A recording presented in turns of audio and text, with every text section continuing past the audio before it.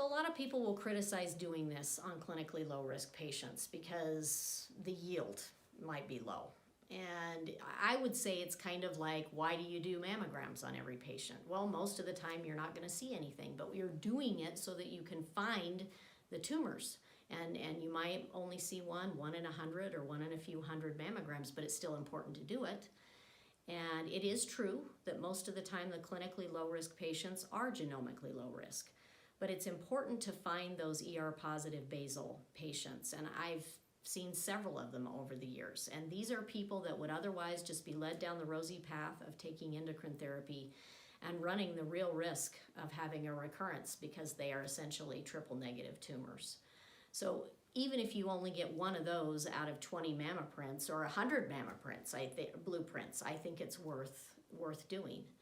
And then the other compelling reason to do it is to find the ultra low risk patients, because we all know that hormone therapy is very, very hard for people, a lot of people to take, and there's about a 50% attrition rate. People just don't finish their hormone therapy.